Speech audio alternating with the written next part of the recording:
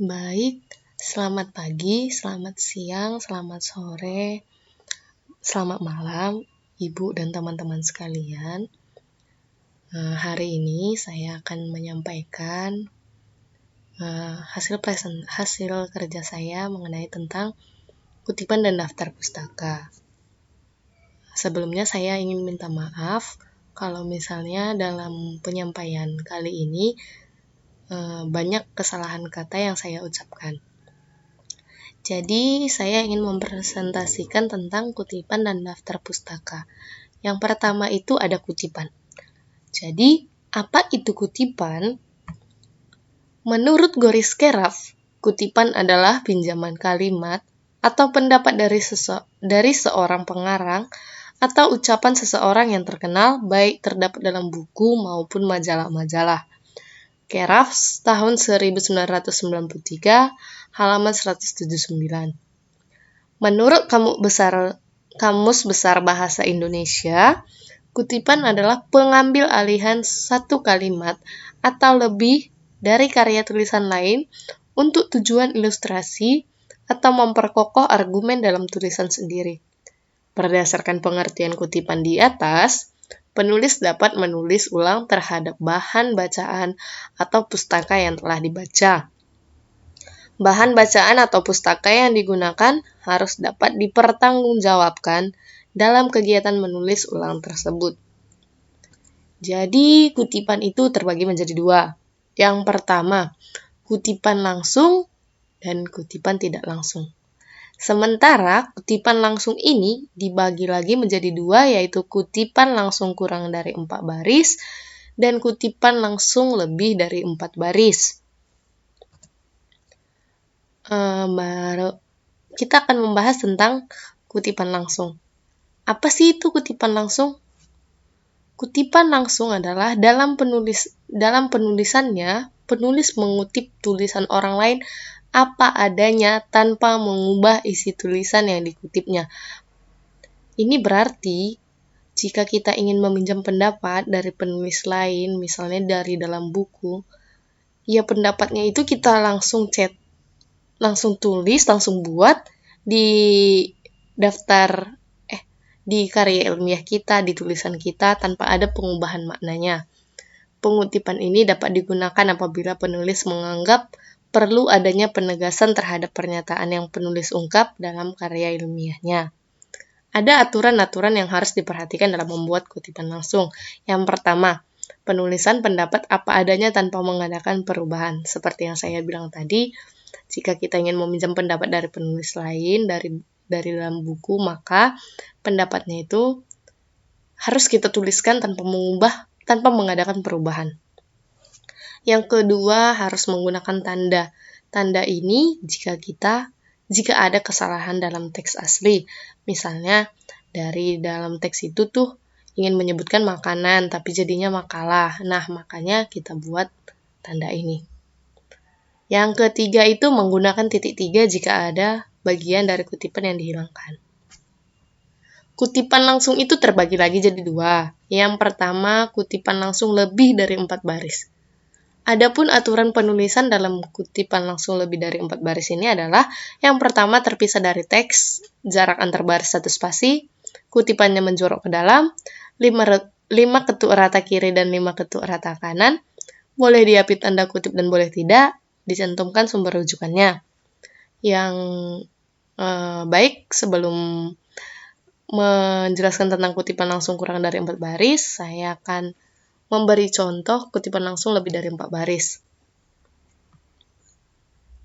Ya, ini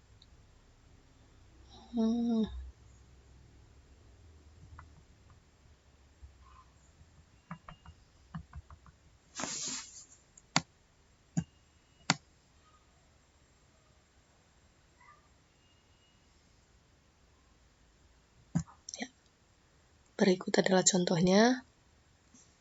Kita bisa lihat ini seperti yang saya bilang tadi, spasinya 1,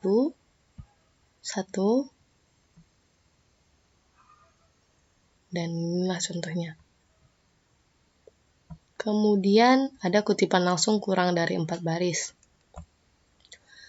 Penulisan kutipan langsung kurang dari 4 baris adalah sebagai berikut.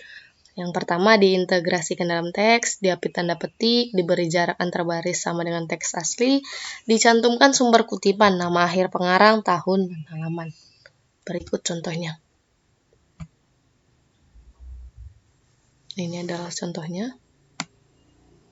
Kutipan langsung kurang dari 4 baris.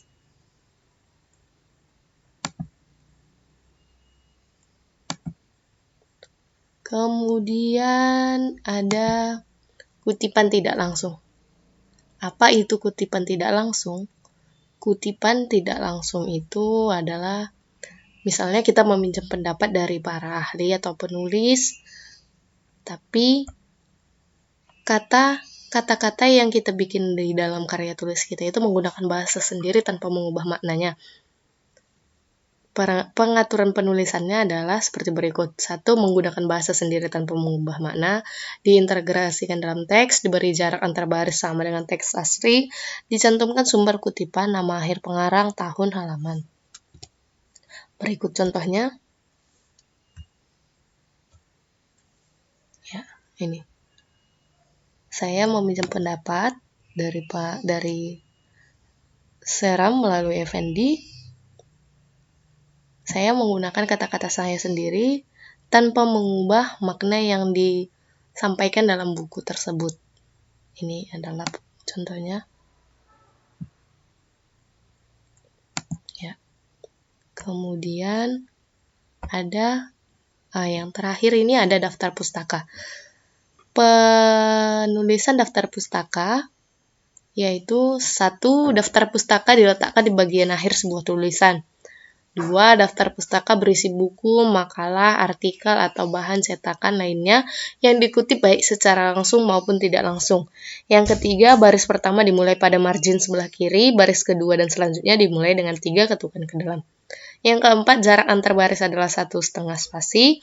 Yang kelima, daftar pustaka diurutkan berdasarkan abjad huruf pertama nama keluarga penulis. Akan tetapi, cara mengurutkan daftar pustaka amat tergantung pada ilmu.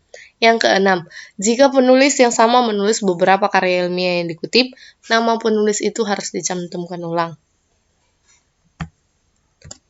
Berikut adalah contoh penulisan daftar pustaka. Contoh penulisan daftar pustaka dari buku. Seperti yang kita lihat, ini data bukunya. Berikut cara penulisannya. Yang pertama itu ada nama penulis dibalik. Kita bisa lihat ini nama penulisnya, ini dibalik. Terus tahun terbitnya 2001, judulnya, ini judul bukunya, dicetak miring. Terus tempat terbitnya, Bandung, dan penerbitnya siapa. Yang kedua itu contoh penulisan daftar pustaka dari artikel jurnal. Data artikelnya sebagai berikut. Cara penulisannya hampir sama. Nama penulis dulu, tahunnya, terus judul artikelnya, dan lain sebagainya. Yang ketiga itu contoh daftar pustaka dari internet atau artikel daring. Datanya seperti ini ya. Judulnya, penulisnya, tanggal tayangnya, waktu akses, dan URL-nya.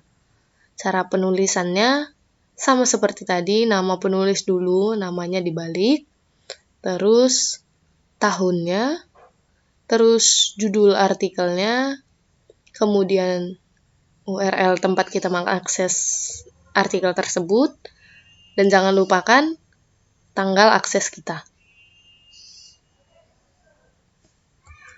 Ya, demikian hasil presentasi saya hari ini.